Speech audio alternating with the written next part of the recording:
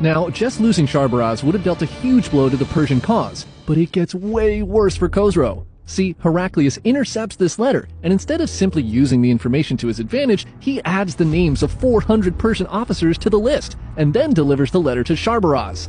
When the Persian general reads the orders, his face darkens in anger. He and his army had fought for their king for almost a decade, and this is their reward? He gathers his men and informs them of Khosrow's treachery, and together they collectively decide to leave the war. Suddenly, the Persian king had lost not only his best general, but his largest army as well. Against all odds, Heraclius finds himself a battle away from pulling off the greatest comeback in history. But time is running short, as winter is quickly approaching. Fighting into winter may risk his men starving to death. The smart move would be to pull back, recharge, and wait until spring to fight again. His soldiers are exhausted after months of intense fighting, but the Persians are the weakest they've ever been. They're barely hanging on, and now the Romans actually outnumber them. They could end this war once and for all with a single decisive battle. But is there enough time on the clock?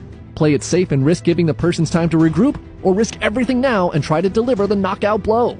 Heraclius sits alone in his tent, trying to make a decision that could determine the fate of his empire. Within a day, he makes up his mind. He'll risk it all for the chance to take out Khosrow here and now. And so, as winter begins to chill the land, the Romans continue to push into Persian territory. And on December 12, 627 CE, Heraclius draws the Persians into a trap by feigning a retreat near the ruins of Nineveh. The Persians chase after the Romans, and on command, the Romans turn on them and brutal hand-to-hand combat begins.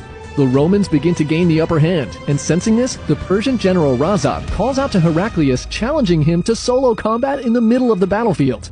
If he's able to kill the emperor, the Persians would be the ultimate winners of the near decade-long war. Heraclius steps forward, unafraid, and accepts the challenge.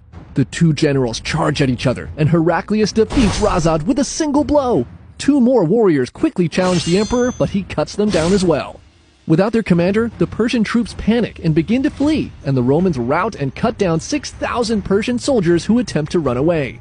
The Persian army is now nearly completely decimated, and Heraclius pushes closer and closer to Khosrow. He travels to Dastagird, right outside the Persian capital, and burns down Khosrow's summer palace. Then he offers peace to the Persians, proposing that his empire be fully restored. But despite the near annihilation of his forces, Khosrow rejects this peace. He had fought too hard and for too long to give up all he had gained, and this turns out to be the last decision as king he will ever make.